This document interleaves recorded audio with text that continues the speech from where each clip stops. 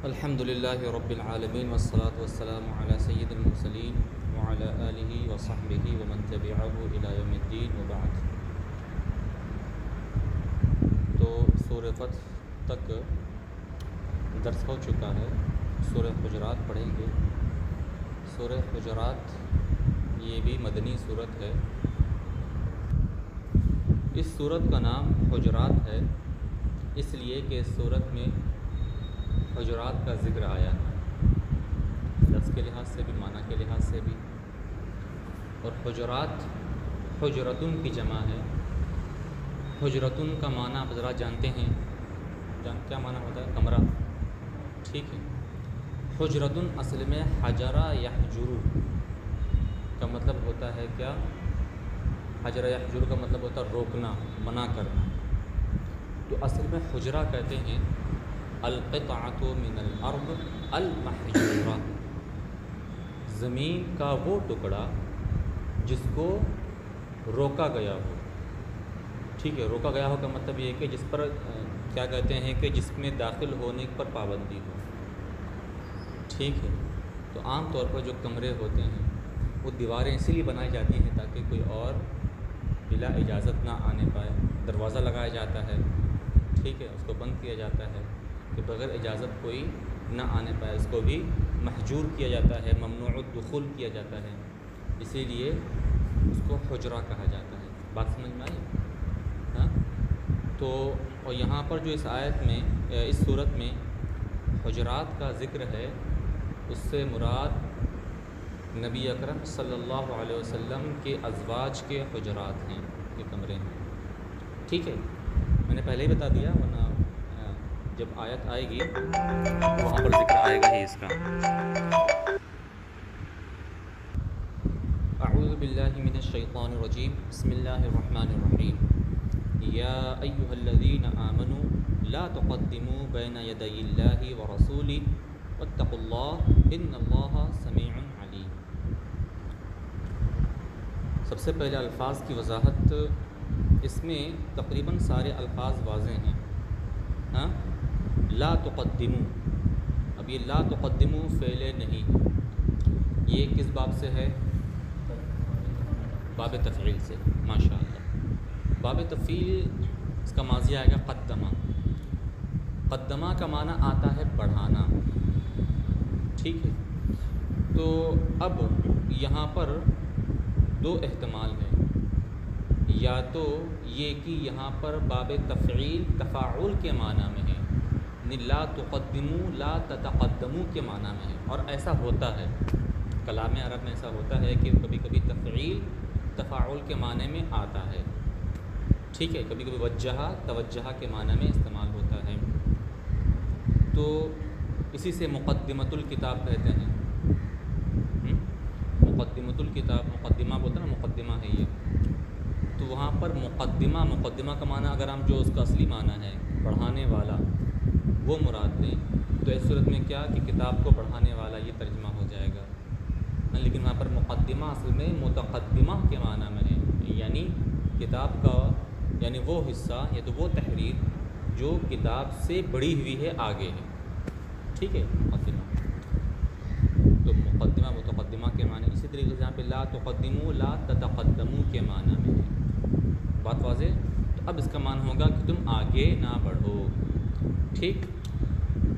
اور اگر ہم اس کو لا تفاعل کے معنی میں نہ لیں بلکہ تفعیل ہی کے معنی میں رہنے دیں تو ایسی صورت میں یہاں پر مفعول محذوف ہوگا قولاً یا فعلاً، ٹھیک، کہ کسی قول کو آگے نہ بڑھاؤ، کسی فعل کو آگے نہ بڑھاؤ۔ بین یدی اللہ و رسولی، اے بین یدی قول اللہ یا فعل اللہ، قولی او فعل اللہ و رسولی۔ اب بین یدی کا معنی ہوتا ہے قبل، فی الحال اس کا معنی سمجھ، کیونکہ آپ حضرات نے بلاغت پڑھی نہیں ہے اس لیے میں اس کی وضاحت نہیں کر سکتا ہوں کہ بین یدی میں مجاز ہے، ٹھیک ہے۔ فی الحال اتنا جانے رہے ہیں کہ بین یدی یہاں آئے گا، اس کا معنی ہوتا ہے پہلے، سامنے، پہلے، ٹھیک ہے۔ تو یہ لفظ وضاحت ہوئی. اب اس کے بعد واتقوا اللہ، اتقا یتقی باب افتعال سے ہے. اصل میں وقیہ مادہ تھا، واو تا سے بدل گیا ہے یہاں پر، تو اتقا ہو گیا. افتقا تھا، ہاں اب جو ہے پھر واو تا سے بدل دیا گیا، تو اب کیا ہو گیا، یہ اتقا ہو گیا. تو اتقا یتقی سے واتقوا یہ فعل امر ہے، اس کا مطلب ہوتا ہے ڈرنا، ٹھیک ہے، اور اللہ اس کا مفعول ہے. اب ترجمہ سنیں پہلے. اے ایمان والو، اللہ اور اس کے رسول سے آگے نہ بڑھو اور اللہ سے ڈرو، یقیناً اللہ سنتا جانتا ہے، یا سننے والا جاننے والا ہے. اب سب سے پہلے ہم جانتے ہیں اس کا پس منظر کیا ہے، اس کا شان نزول کیا ہے. شان نزول کا مطلب سمجھتے ہیں آپ حضرات، یعنی یہ آیت کس وجہ سے نازل ہوئی، کس پس منظر میں نازل ہوئی. ٹھیک ہے، قرآن شریف کی ہر آیت کا کوئی نہ کوئی پس منظر تو ہے، لیکن سب کا شان نزول منقول نہیں ہے. تو اس لیے کچھ آیتوں کی شان نزول ہم تک پہنچے ہیں، تو اس لیے مفسرین اس کو ذکر فرماتے ہیں. اس آیت کے شان نزول میں مفسرین کے کئی اقوال ہیں، ٹھیک ہے، لیکن جو مشہور ہے 2-3 وہ میں بتاتا ہوں آپ حضرات کو. کہ عید اضحیٰ کے وقت، عید اضحیٰ کے دن ایک مرتبہ کچھ صحابہ نے نماز سے پہلے ہی قربانی کر دی. ٹھیک ہے، تو ابھی نماز نہیں ہوئی تھی اور حضور نے قربانی بھی نہیں کی تھی، تو اس سے پہلے ہی قربانی کر دی. تو اس پر یہ آیت نازل ہوئی کہ تم اللہ اور اس کے رسول سے پہلے، یعنی اللہ اور اس کے رسول کی قربانی سے پہلے تم نے قربانی کر دی، تو ان سے آگے مت بڑھو. جب وہ قربانی کر لیں، نماز پڑھا لیں، قربانی کر لیں، تب قربانی کرو. ایک روایت یہ بھی حضرت عائشہ سے کہ کچھ لوگوں نے حضور کے روزہ رکھنے سے پہلے ہی روزہ رکھ لیا، شاید رمضان کا ایک دن پہلے ہی. تو اس پر یہ آیت نازل ہوئی کہ ابھی حضور نے روزہ رکھا نہیں ہے اور تم نے جو روزہ رکھ لیا. ٹھیک ہے، اچھا. اور سب سے مشہور جو روایت ہے اس آیت کے شان نزول میں، اور بھی اقوال ہیں لیکن میں بس 2-3 پر ہی اکتفا کر رہا ہوں. سب سے مشہور ہے وہ یہ ہے کہ ایک مرتبہ بنو تمیم کا وفد بارگاہ رسالت میں حاضر ہوا. ٹھیک ہے، تو اب یہ ہے کہ کئی باتیں ہوئی ہوں گی اس میں. اب اس میں سردار بنانے کی بات آئی کہ حضور کی طرف سے بنو تمیم کا سردار کسے بنایا جائے. تو حضرت ابوبکر صدیق رضی اللہ تعالی عنہ نے مشورہ دیا کہ قعقاع بن معبد کو سردار بنایا جائے بنو تمیم کا. بنو تمیم قبیلہ ہے، عرب کا مشہور قبیلہ تھا. اور حضرت عمر رضی اللہ تعالی عنہ نے مشورہ دیا کہ نہیں، بلکہ اقرع بن حابس جو ہیں ان میں، ان کو سردار بنا دیا جائے. تو حضرت صدیق اکبر نے کہا کہ عمر تم بس میری مخالفت کرنا چاہتے ہو، میں جو بولتا ہوں اس کے خلاف بات کہتے ہو. تو حضرت عمر نے کہا کہ نہیں، ایسی بات نہیں ہے، میں آپ کی مخالفت نہیں کر رہا ہوں. ٹھیک ہے، اسی میں بحث ہو گئی، گفت و شنید ہو گئی، اور ان حضرات کی آوازیں بلند ہو گئی. ٹھیک ہے، نبی کی بارگاہ میں، اور ابھی اللہ کا نہ ہی کوئی حکم آیا تھا اور نہ ہی حضور نے کوئی حکم دیا تھا. اس پر یہ آیت نازل ہوئی کہ اللہ اس کے رسول کے حکم کا انتظار کرو، ان کے حکم سے پہلے ہی جو ہے تم کوئی حکم ہے نا کوئی صادر نہ کر لو، کسی حکم پر جو ہے کسی حکم کا فیصلہ نہ کر لو. اب اس لحاظ سے اس میں دیکھیے یہ 3 جو مشہور روایتیں ہیں اس آیت کے شان نزول میں، وہ میں نے آپ حضرات کے سامنے ذکر کی. اس میں سب سے مشہور جو ہے وہ تیسری روایت، جو آخری روایت ہے وہ ہے. تو اب اس میں اللہ اور اس کے رسول کے قول سے پہلے کوئی قول نہ کرو، قول کو مقدم نہ کرو، کوئی قول نہ کرو. اب قول کی مثال حضرت صدیق اکبر اور حضرت عمر فاروق اعظم کے مخاصمت والی روایت ہے کہ اس میں اللہ اس کے رسول کے قول سے پہلے ان کے حکم سے پہلے ان لوگوں نے قول کیا، ٹھیک ہے، تو اللہ اس کے رسول کے فرمان سے پہلے ان کا قول ہوا، تو یہ بھی مت کرو، اور اللہ اس کے رسول کے فعل سے پہلے کوئی فعل نہ کرو۔ اس کی مثال وہ جو انہوں نے روزہ پہلے رکھا، یہ بھی ایک فعل ہے، اور جو انہوں نے قربانی پہلے کی، یہ بھی ایک فعل ہے، ٹھیک ہے۔ تو نہ ہی اللہ اس کے رسول کے قول سے پہلے کوئی قول کرو، اور نہ ہی اللہ اس کے رسول کے فعل سے پہلے کوئی فعل کرو۔ اچھا، یہاں پر اصل ہے رسول ہے، یہاں پر اللہ کا ذکر یہ جو ہے حضور کے تعظیم کے لیے ہے، ہاں، اس کی ان کی عظمت بیان کرنے کے لیے ہے۔ وہ جو ہے من یطیع الرسول فقد اطاع اللہ کے قبیل سے ہے، یہ رسول کی اطاعت اللہ کی اطاعت ہے، رسول سے دشمنی اللہ سے دشمنی ہے، رسول کی گستاخی اللہ کی گستاخی ہے۔ تو اسی طریقے سے رسول سے آگے بڑھنا، رسول کے قول و فعل سے آگے بڑھنا، یہ در حقیقت اللہ کے قول و فعل سے آگے بڑھنا ہے، کیونکہ وما ينطق عن الهوى ان هو الا وحی یوحی، حضور جو بھی کرتے ہیں اور جو بھی ارشاد فرماتے ہیں وہ سب اللہ کے حکم سے۔ بات سمجھ میں آ گئی پوری آپ حضرات کو؟ اللہ سے ڈرو کس چیز میں؟ ہاں، اس حکم کے جس کو روکا گیا اس حکم کی مخالفت کرتے، بلکہ ہر چیز میں جو اللہ حکم دیتا ہے اور جس سے منع کرتا ہے تو اس میں اللہ سے ڈرو کہ تم جو ہے اس کے حکم کی خلاف ورزی کرو یا اس کی نہیں پر جرات کرو، اس کو بچا لاؤ، حالانکہ اللہ روک رہا ہے اس کو، ٹھیک ہے۔ اللہ سے ڈرو، اللہ سن رہا ہے تمہاری باتوں کو اور جانتا ہے تمہارے کاموں کو، ہاں، سنتا ہے جانتا ہے تو کیا ہوا، تو یعنی تم کو اس کا صلہ دے گا۔ یہ مت سمجھو کہ کوئی بات چھپی ہوئی ہے، وہ ہر چیز سنتا ہے اور تمہارے ہر فعل کو جانتا ہے، چاہے کتنی ہی پوشیدہ اور خفیہ کیوں نہ ہو۔ تو سننے اور جاننے کا مطلب کیا ہے؟ سنتا ہے جانتا ہے تو کیا ہوا، مطلب تم کو اس کا صلہ دے گا، ٹھیک ہے۔ اب آگے دوسری آیت، یا ایھا الذین آمنوا لا ترفعوا اصواتکم فوق صوت النبی ولا تجهروا له بالقول كجهر بعضكم لبعض ان تحبط اعمالكم وانتم لا تشعرون۔ اب اس میں سب سے پہلے الفاظ کی وضاحت، ہاں، اس میں کوئی لفظ مشکل ہے، اس میں جہرا یا جھرو ایک لفظ آیا ہے جس کا مطلب ہوتا ہے جہرا بالقول، بآواز بلند بات کرنا۔ جہرا کا مطلب ہوتا ہے بلند کرنا، جہر کا معنی خود ہی ہوتا ہے کہ جو اونچی آواز۔ اچھا، اب اس کے بعد تحبط، حبط یحبط، یہ لفظ اس سے پہلے بھی آ چکا ہے، اس کا مطلب ہوتا ہے برباد ہونا، رائیگاں جانا، اور اعمالکم اس کا فاعل ہے، وانتم لا تشعرون، شعر یشعر کا مطلب ہوتا ہے احساس کرنا، جاننا۔ اچھا، اس میں ترکیب بھی تقریباً سب واضح ہے، لا ترفعوا فعل نہیں ہے، لا تجہروا اسی پر عطف بھی نہیں ہے، اور کجہری یہ جو ہے اصل میں ہے مفعول، یعنی لا تجہروا له بالقول جہرا مثل جہر بعضکم لبعض، ٹھیک ہے، مفعول مطلق ہے، اس کی صفت ہے یہ۔ اچھا، اب یہ ان تحبط اعمالکم، یہ ترکیب میں کیا ہے؟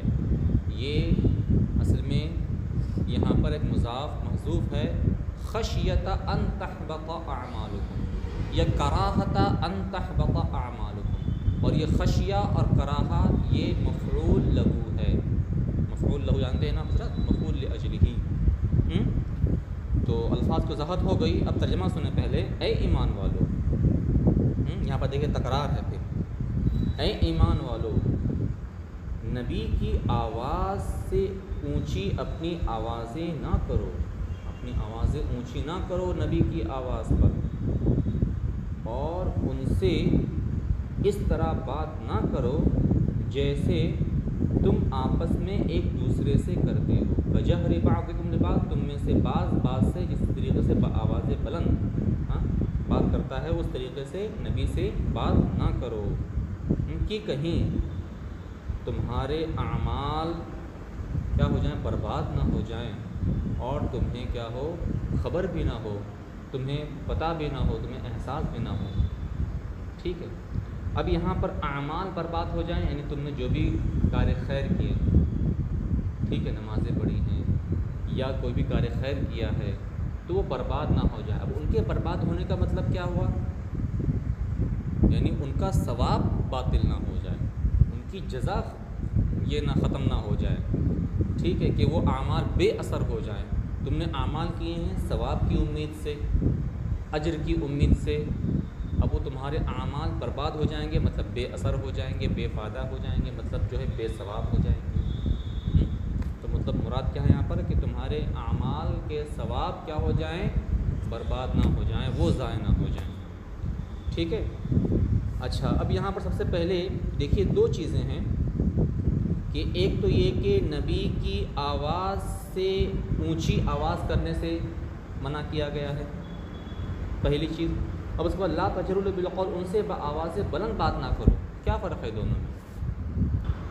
جو پہلا جملہ ہے لا ترفعوا اصواتکم فوق صوت النبی، اس سے مراد یہ ہے کہ یہاں پر نبی کی جو آواز ہے اس سے اونچی آواز نہیں ہونی چاہیے، یعنی جب جو نبی کی آواز ہے اس سے اونچی، اس سے زیادہ نہ ہو آواز۔ اور دوسرے میں یہ ہے کہ جو نبی بات کر رہے ہیں تو ان کی آواز کے مساوی بھی آواز نہیں ہونا چاہیے، ہے نا۔ عام طور پر ہوتا یہ ہے کہ جب آپس میں کچھ لوگ بات کرتے ہیں تو جتنی آواز سے کوئی ایک بات کرتا ہے اتنی ہی آواز سے دوسرا بھی بات کرتا ہے۔ تو جب نبی سے تم ہم کلام ہو تو یہ بھی نہیں، یہ بھی گستاخی ہے نبی کی شان میں، نبی کی بارگاہ میں، کہ تم ان کی طرح تو ان جیسی بلند آواز سے بات کرو، بلکہ ان کے برابر بھی نہیں ہونا چاہیے، بلکہ ان کی آواز سے پست تمہاری آواز ہو۔ بات سمجھ میں آئی؟ اب یہ آیت، اس آیت کے شان نزول میں کہا جاتا ہے کہ یہ آیت ثابت بن قیس ایک صحابی ہیں، ان کے بارے میں یہ آیت نازل ہوئی۔ یہ ثابت بن قیس، ان کو یہ تھوڑا اونچا سنتے تھے، ثقل سماعت کا عارضہ لاحق تھا، اور آپ حضرات نے نوٹ کیا ہوگا، غور کیا ہوگا کہ جو شخص ذرا اونچا سنتا ہے وہ اونچا بولتا بھی ہے نا۔ آپ حضرات بھی مثال کے طور پر اگر کان بند کر لیں، یا آج کل ایئر فون، ہیڈ فون آتا ہے وہ لگا لیں کہ جس سے باہر کی آواز نہ آئے، ٹھیک ہے، تو اب یہ ہے کہ سامنے والے کی آواز آپ جو تیز بولے گا تبھی سن پائیں گے، ویسے نہیں سن پائیں گے، ٹھیک ہے۔ تو آپ بھی جب اس سے بات کریں گے تو اونچی آواز میں بات کریں گے۔ عام طور پر یہ محسوس کیا جاتا ہے کہ جس کو ثقل سماعت کا عارضہ لاحق ہوتا ہے، یعنی جو اونچا سنتا ہے، تھوڑا سا ہلکا سا بہرا ہوتا ہے، تو وہ اونچا بولتا ہے۔ تو روایتوں میں آتا ہے کہ حضرت ثابت بن قیس جب کہ صحابی تھے تو انہیں ثقل سماعت کا عارضہ لاحق تھا، تو وہ اونچا سنتے تھے تو وہ بولتے بھی تھے اونچا، ٹھیک ہے۔ تو جب یہ آیت نازل ہوئی تو اس کے بعد حضرت ثابت بن قیس اپنے گھر میں بیٹھ کر ماتم کرنے لگے اور کہنے لگے کہ میں تباہ ہو گیا، برباد ہو گیا، ہلاک ہو گیا، یہ آیت میرے حق میں نازل ہوئی ہے، میں ہی جو ہے حضور کی بارگاہ میں اونچا بولتا ہوں۔ تو جب چند دن وہ حضور کی مجلس سے غائب رہے تو حضور نے جو ہے جو ان کے پڑوسی تھے حضرت سعد، ان سے ان کا حال دریافت کیا، تو حضرت سعد نے کہا نہیں وہ بیمار تو نہیں ہے۔ تو حضور نے پوچھا جب بیمار نہیں ہے تو وہ غائب کیوں ہیں، وہ کیوں نہیں آ رہے ہیں ملاقات کے لیے، ٹھیک ہے۔ تو حضرت سعد ان کے گھر پر گئے اور پوچھا کہ آپ حضور کی مجلس سے غائب کیوں رہتے ہیں آج کل؟ تو انہوں نے کہا کہ میں تو ہلاک ہو گیا، میں تو جہنمی ہو گیا، کیونکہ یہ آیت میرے بارے میں نازل ہوئی ہے، میں نے ہی حضور کی شان میں گستاخی کی ہے، ٹھیک ہے، اونچی آواز سے بات کی۔ تو اب جو ہے حضرت سعد نے آ کر حضور کی بارگاہ میں ذکر کیا کہ ایسا ایسا معاملہ ہے، تو حضور نے فرمایا کہ نہیں، ان سے کہہ دو کہ وہ جہنمی نہیں ہے بلکہ جنتی ہے۔ اب دیکھیے کہ بہرکیف وہ بھی اس آیت کی زد میں تھے، حضرت ثابت بن قیس، وہ ایک صحابی ہیں، جلیل القدر صحابی، ٹھیک ہے، اور صحابی کا مرتبہ و مقام وہ ہے جو آپ حضرات جانتے ہیں کہ کوئی بھی غیر صحابی مومن چاہے وہ کتنا ہی نیک کیوں نہ ہو اور کتنے ہی جو ہے نیک اعمال کیوں نہ کر لے، لیکن ایک صحابی کے درجے کو نہیں پہنچ سکتا، ٹھیک ہے۔ اور وہ ایک معذور تھے صحابی، کیونکہ ثقل سماعت کا عارضہ تھا، انہوں نے قصداً حضور کی بارگاہ میں آواز بلند نہیں کی، لیکن اللہ کو یہ بھی گوارا نہیں ہوا، اللہ نے یہ آیت نازل فرما دی اور تنبیہ کر دی کہ غیر شعوری طور پر بھی نبی کی بارگاہ میں کوئی اونچی آواز نہیں کر سکتا، بلکہ نبی کی آواز کے برابر بھی کوئی آواز نہیں کر سکتا ہے، ٹھیک ہے۔ اللہ نے اس قدر حضور کے ادب و احترام کا لحاظ رکھا ہے، تو اب سوچئے کہ جو قصداً حضور کی گستاخی کرتے ہیں، دیکھیے یہاں پر صحابی ہیں، صحابی سے بھی گوارا نہیں کیا گیا کہ وہ غیر شعوری طور پر معذور ہونے کے باوجود صرف آواز اونچی کرے، جبکہ آواز اونچی کرنا یہ گستاخی کا ایک ادنا درجہ ہے۔ تو اب جو گستاخی کے جو اعلیٰ درجے جو بجا لاتے ہیں اور جو صحابی بھی نہیں ہیں بلکہ ان کا ایمان بھی مشکوک ہے، تو ان کا حال کیا ہوگا، ان کا حشر کیا ہوگا۔ اگر اس وقت آیتیں نازل ہوتی تو ان لوگوں کے حق میں پتہ نہیں کتنی آیتیں نازل ہو چکی ہوتی، ٹھیک ہے۔ اور بلکہ یہی نہیں آواز اونچی کرنا، اگر وہ روایت صحیح ہے، حضرت ابوبکر، حضرت عمر، صحابہ میں بھی حضرت صدیق اکبر اور حضرت عمر کا مقام وہ ہے جو کسی اور صحابی کا نہیں ہے، انبیاء کے بعد کسی کا مقام وہ نہیں ہے۔ جب انہیں بھی منع کر دیا گیا کہ ابھی حضور نے کچھ کہا نہیں ہے، ان کے کہنے سے پہلے تم کوئی قول نہیں کر سکتے، اس بات سے بھی روک دیا گیا، ٹھیک ہے۔ ہاں، مشورہ دینا الگ بات ہے، لیکن کوئی حتمی فیصلہ سرزد کرنا یا اذعان کرنا یہ الگ چیز ہے۔ جب انہیں اس بات سے بھی منع کر دیا گیا کہ تم حضور کے قول سے پہلے بھی کوئی قول نہ کرو، ہے نا، تو اس بات سے بھی منع۔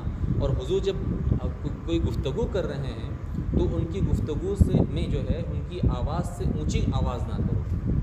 تو اس قدر اللہ رب العزت نے حضور کے ادب و احترام کا لحاظ رکھا اور امت پر لازم کیا کہ اس قدر تمہیں نبی کا احترام کرنا ہے، ٹھیک ہے۔ اچھا، اس کے بعد لا تجہروا لہ بالقول کجہر بعضکم لبعض، یہاں پر تو جو صراحت ہے وہ یہ ہے کہ تم قول کرنے میں، بات کرنے میں آواز بلند نہ کرو، لیکن اسی سے علماء نے کجہر بعضکم لبعض سے علماء نے اس کا بھی استنباط کیا ہے کہ جسے تم میں سے ایک دوسرے سے خطاب کرتا ہے، بات کرتا ہے، اس طریقے سے نبی سے تم خطاب مت کرو بغیر کسی رو رعایت کے، بغیر جو ہے ان کی عظمت اور ان کی شان کا لحاظ کیے، تو اس طریقے سے تم نبی سے خطاب نہ کرو۔ تو اس سے علماء نے یہ بھی مستنبط کیا ہے کہ نبی کو ان کے نام سے پکارنا بھی گستاخی ہے، یعنی یا محمد کہنا یہ بھی گستاخی ہے، کیونکہ ہم آپس میں ایک دوسرے کو جو ہے نام سے پکارتے ہیں، ٹھیک ہے، جس میں کوئی تعظیم ملحوظ نہیں ہوتی ہے۔ تو یہ بھی جو ہے کہ جس میں اگرچہ گستاخی مقصود نہیں ہے، لیکن یہ بھی نبی کی شان میں گستاخی ہے کہ تعظیم مقصود ہے، ٹھیک ہے۔ تو بغیر کسی تعظیم کے حضور سے خطاب کرنا، نبی سے خطاب کرنا یہ بھی گستاخی ہے۔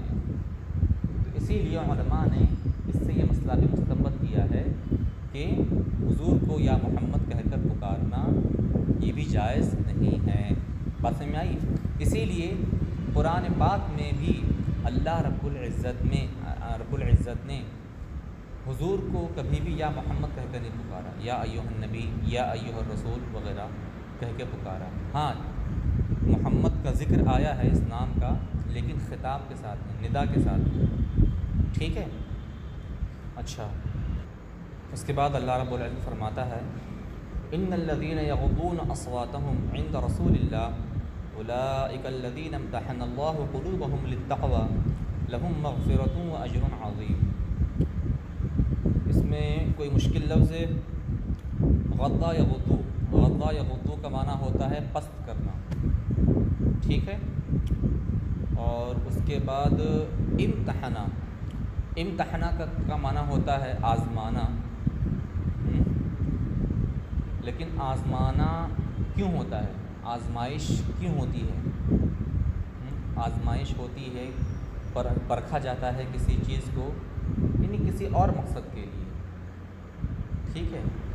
کہ مثال کے طور پر آپ کہیں گئے ہیں نوکری کی ملازمت کے لیے، انٹرویو دینے کے لیے، ٹھیک ہے، 10,000 افراد گئے ہیں، تو ان 10 کا امتحان ہوگا، ان کو پرکھا جائے گا یہ دیکھنے کے لیے کہ ہمارے معیار کے مطابق کوئی ہے کہ نہیں، ٹھیک ہے۔ تو جو آزمائش میں کھرا اترے گا تو اسے متعین کر لیا جائے گا اس ملازمت کے لیے، جیسا کہ یہاں پر ٹیسٹ ہوتا ہے، تو جو مدرسے کے ادارے کے معیار کے پر اترتا ہے اس کا داخلہ ہو جاتا ہے، اس کو متعین کر لیا جاتا ہے، ٹھیک ہے۔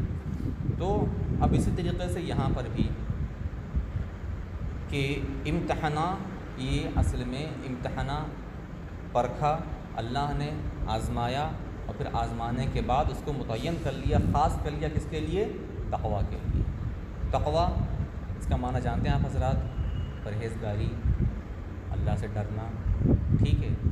جب پرہیزگاری میں جو اللہ سے ڈرنا ہوتا ہی ہے، ہاں اب تقویٰ کے کئی درجے ہیں، یہ آپ حضرات جانتے ہیں، پڑھا ہوگا پہلے۔ کفر و شرک سے پرہیزگاری بچنا، یہ بھی تقویٰ ہے، اب بنیادی تقویٰ یہی ہے۔ تو اس لحاظ سے ہر مومن متقی ہے، ہر مسلمان متقی ہے۔ معاصی، گناہوں سے بچنا اور اس سے پرہیز کرنا، یہ بھی تقویٰ ہے۔ اب یہ تقویٰ کا تھوڑا سا اونچا معیار ہے۔ اب اس میں جو نیکوکار لوگ ہیں اس لحاظ سے وہ متقی ہیں۔ اور پھر خلاف اولا، ٹھیک ہے، مکروہ چیزوں سے، خلاف اولا چیزوں سے، ناپسندیدہ چیزوں سے، اگرچہ گناہ نہ ہو لیکن اس سے بھی بچنا، یہ بھی ایک تقوی کا، بلکہ تقوی کا سب سے اعلیٰ معیار ہے یہ۔ جو اولیاء کرام، انبیاء کرام جس کو بچا لاتے ہیں، ٹھیک ہے۔ تو یہ سب تقوی ہے، ٹھیک ہے۔ اب یہ تقوی، یہ اسم ہے پرہیزگاری کا، اور اس کے بعد سب واضح ہے، تقریباً سارے الفاظ ہیں نا۔ اب ترجمہ سنیں۔ یقیناً وہ لوگ جو اللہ کے رسول کی بارگاہ میں اپنی آوازیں پست کرتے ہیں، تو یہ وہ لوگ ہیں جن کے دلوں کو اللہ نے پرکھ لیا تقویٰ کے لیے، یعنی ان کے دلوں کو پرکھا اور پھر تقویٰ کا اہل پایا تو اسی لیے متقی بنایا۔ اب ان کے لیے، ایسے ہی لوگوں کے لیے کیا ہے؟ بخشش ہے اور بڑا اجر ہے، اجر عظیم۔ اچھا، اب یہ ہو گیا۔ اب یہ آیت بھی جب اوپر کی 2 آیتیں نازل ہوئی تو صحابہ کرام انتہائی پست آواز سے حضور کی بارگاہ میں خطاب کرتے تھے، بات کرتے تھے، تو اب ان کی مدح و ستائش میں یہ آیت نازل ہوئی، ٹھیک ہے۔ اچھا، اب آواز پست کرنے کا مطلب کیا؟ آواز پست کیوں کی جاتی ہے؟ تعظیم مقصود ہے، اور دوسری چیز یہ کہ تاکہ ان کی بلند آواز سے، اونچی آواز سے جو محترم شخصیت ہے، خاص کر حضور، ان کو کوئی ایذا نہ ہو، تکلیف نہ ہو، ٹھیک ہے۔ اس سے علماء نے یہ بھی مستنبط کیا مسئلہ کہ اب اگر یہ دیکھ رہے ہوں کہ حضور آرام فرما رہے ہیں کمرے میں، تو اب دروازہ کھٹکھٹانا یہ بھی جائز نہیں ہے، اور یہ بھی اب کیا کہتے ہیں کہ ممنوع کے قبیل سے ہوگا، کیونکہ یہ بھی ایذا کے قبیل سے ہے کہ دروازے پر دستک دیں گے تو حضور کی نیند میں خلل ہوگا، اس سے حضور کو ایذا کا خدشہ ہے، ایذا رسانی کا، ٹھیک ہے۔ اسی لیے منقول ہے بہت سے علماء سے کہ وہ اپنے بزرگوں کے حضور تو چھوڑیں اپنے بزرگوں کے دروازے پر بھی دستک نہیں دیتے تھے جب وہ جانتے تھے کہ وہ اندر آرام فرما رہے ہیں، اگر وہ جانتے تھے۔ ٹھیک ہے، آج کے زمانے کے لحاظ سے دستک دینا خیر ممنوع ہونا چاہیے اپنے بزرگوں کا، ایسے وقت میں جب کہ ہم کو معلوم ہو کہ یہ ان کے آرام کا وقت ہے۔ اسی طریقے سے ایک نیا مسئلہ اس سے یہ بھی مستنبط ہوتا ہے نا، کہ اگر ہمیں معلوم ہے کہ یہ ان کے آرام کا وقت ہے یا مصروفیت کا وقت ہے تو بلا وجہ فون گھنٹی بجانا یہ بھی درست نہیں ہے۔ کہ مثال کے طور پر جو ہے ابھی رات کا وقت ہے، وہ آرام کا وقت ہم کو پتہ ہے، یا ہے کہ دن میں بھی جو ہم کو پتہ ہے کہ وہ آرام کرتے ہیں، تو بلا وجہ فون کی گھنٹی بجائیں۔ ہاں بہت کوئی سخت ضرورت ہو وہ تو ایک الگ چیز ہے، لیکن جب آپ کو معلوم ہے کہ یہ دیگر اوقات میں بھی یہ کام ہو سکتا ہے تو ایسے مصروف اوقات میں اپنے بزرگوں کو پریشان کرنا اس طریقے سے یہ صحیح نہیں ہے۔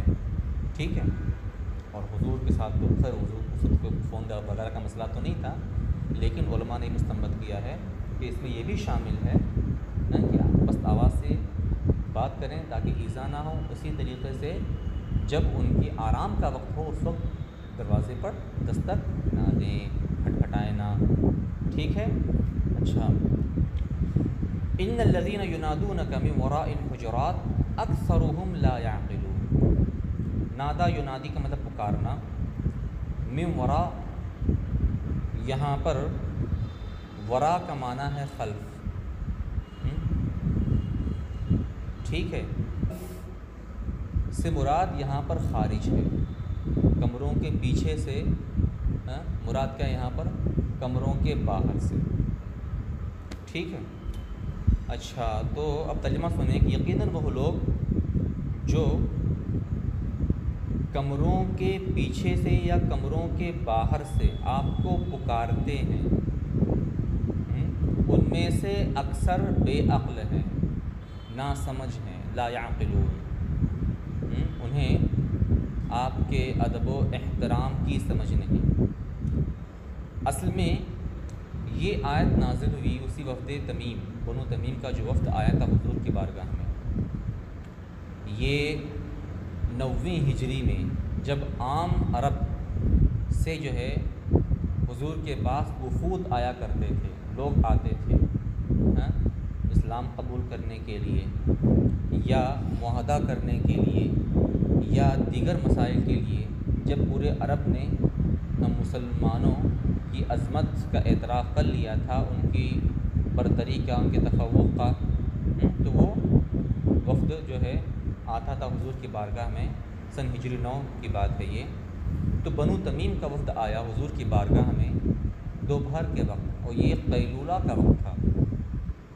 ٹھیک ہے، تو حضور آرام فرما رہے تھے اپنے حجرہ مقدسہ میں، تو باہر ہی سے انہوں نے کیا کیا، آواز لگانا شروع کی، یا محمد اخرج، کہ آپ نکلیے ہم لوگ آئیں۔ تو اس سے حضور کو تکلیف ہوئی۔ ٹھیک ہے، تو اس پر یہ آیت نازل ہوئی۔ اب اسی کا دوسرا جز اگلی آیت میں ہے، پہلے اس کو پڑھ لیتے تاکہ بات اور واضح ہو۔ وَلَوْ أَنَّهُمْ صَبَرُوا حَتَّى تَخْرُجَ إِلَيْهِمْ لَكَانَ خَيْرًا لَهُمْ وَاللَّهُ غَفُورٌ رَحِيمٌ۔ اور اگر وہ لوگ صبر کرتے، کب تک صبر کرتے؟ یہاں تک کہ آپ ان کے پاس خود آتے، نکل کر خود آتے، اس وقت تک صبر کرتے تو یہ صبر کرنا ان کے لیے بہتر ہوتا، تو اللہ بخشنے والا مہربان ہے۔ ٹھیک ہے، تو لکانہ میں، لکانہ کا اسم کیا ہے؟ ضمیر ہے جس کا مرجع وہ صبر ہے، یہ صبرو سے مستفاد ہے یہ۔ اور ولو انہم، لو تو فعل پر داخل ہوتا ہے، تو آپ حضرات جانتے ہیں، تو یہاں پر اصل میں فعل مقدر ہے، لو ثبت انہم، تو یہ ثبتا کا فاعل ہے انہم۔ ٹھیک ہے، اچھا، حتیٰ تخرج الیہم، یہاں پر الیہم لا کر یہ بتایا گیا کہ اتنی دیر تک صبر کرتے کہ حضور خود ان کے ارادے سے ان کے پاس آتے، نکل کر ان کے پاس جاتے۔ ایسا نہیں کہ حضور مطلقاً نکلتے تب تک، بس حضور نکلے کسی اور کام کے لیے، ان کو اس وقت تک صبر کرنا چاہیے جب تک کہ حضور نکل کر خود ان کے پاس آئیں، تو یہ ان کے لیے بہتر ہوتا۔ ٹھیک ہے، تو اب میں نے بتایا کہ یہ آیت کس پس منظر میں نازل ہوئی ہے۔ اب بعض مفسرین نے یہ بتایا کہ یہ جو چاروں پانچوں آیتیں ہیں وہ سب ایک ہی سیاق میں نازل ہوئی ہیں۔ وہ حضرت صدیق اکبر اور حضرت عمر فاروق اعظم، یعنی جب وفد تمیم آیا اور انہوں نے ندا دی، ٹھیک ہے، تو یہ دونوں آیتیں نازل ہوئی، اور پھر اس کے بعد خود حضور نکلے، صحابہ کرام جمع ہوئے اور بات چیت ہوئی، ٹھیک ہے۔ تو اب اس کے بعد کیا ہوا، حضرت ابوبکر حضرت عمر کا مخاصمہ ہوا، اختلاف ہوا بنو تمیم کے اس قبیلے کے سردار کے سلسلے میں کہ اقرع بن حابس سردار بنے گا جو کہ حضرت عمر کی رائے تھی، یا قعقاع بن معبد یہ سردار بنیں گے جو کہ حضرت صدیق اکبر کی رائے تھی۔ تو اس پر وہ پہلی آیت نازل ہوئی۔ تو اور یہ اختلاف میں، یہ گفت و شنید میں، بحث و مباحثہ میں دونوں جو حضرات ہیں صدیق اکبر اور فاروق اعظم، ان دونوں کی آواز کچھ بلند ہوئی، تو اس پر وہ دوسری آیت نازل ہوئی، یا ایھا الذین آمنوا لا ترفعوا اصواتکم فوق صوت النبی، ٹھیک ہے۔ پھر جب وہ آیت نازل ہوئی تو اب وہ حضرات جو ہے انتہائی پست آواز سے بات کرنے لگے، تو اس پر وہ تیسری آیت نازل ہوئی، ان الذین یغضون اصواتہم، ٹھیک ہے۔ تو یہ جو چاروں پانچوں آیتیں ہیں یہ سب ایک ہی واقعے کے متعلق نازل ہوئی ہیں، اور واقعہ کیا ہے، وفد بنو تمیم کا واقعہ ہے جو میں نے آپ حضرات کے سامنے ذکر کیا۔